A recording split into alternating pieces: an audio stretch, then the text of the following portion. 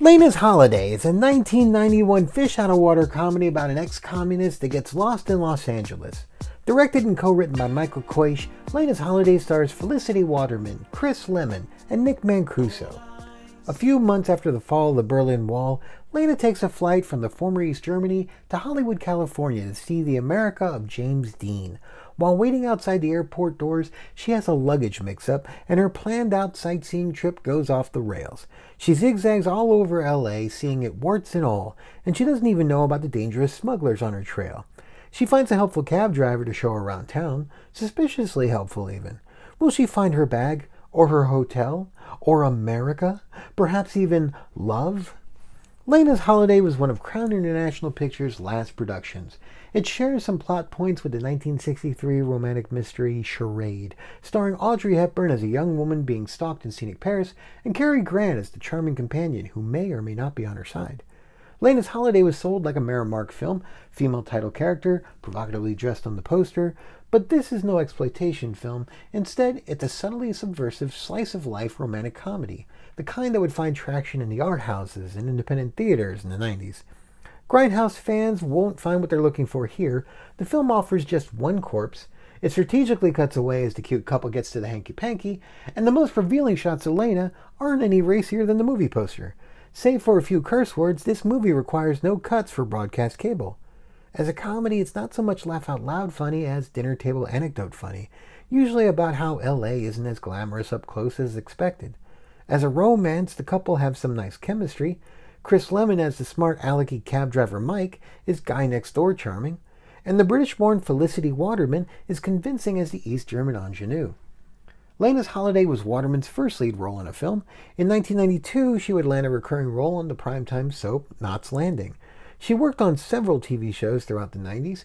Her last on-screen role was on Pensacola Wings of Gold as helicopter pilot Mad Dog. Chris Lemmon made his biggest mark on TV as well. He was on one of the Fox Network's first sitcoms, Duet, and reprised his character in the spin-off Open House. Lemmon also co-starred with Hulk Hogan on Thunder in Paradise. And yes, Chris Lemmon is part of an acting dynasty. He wrote the memoir and stage play A Twist of Lemon about his relationship with his father, classic actor Jack Lemmon. And Chris Lemmon's daughter, Sydney Lemmon, has started making her mark in genre fandom, appearing in the series Hellstrom and Fear the Walking Dead. Danny Minnick was a model who became the face of Virginia Slim cigarettes during the 1980s. Her highest profile role as an actress was as Rebecca Morrison on the daytime soap Days of Our Lives. Starting in the 2000s, she pivoted to directing for stage and screen. Michael Koish co-wrote the screenplay for LENA'S Holiday with actress and future attorney Deborah Tilton. Within a few years of the release of LENA'S Holiday, Koish would find himself juggling his for-hire directing gigs for American TV productions with his television and film projects for German-speaking audiences. He made 3 movies with Steven Seagal, when the actor was beginning to focus exclusively on European projects. 2012 saw the release of a Koish-directed film that would launch the Ein Sommerin series, romance films featuring the formula of 2 strangers getting lost in an exotic locale and finding love along the way. His 6th film for the anthology franchise was released in 2020. Another thing LENA'S Holiday shares with the Ein Sommer series is all the scenery shots.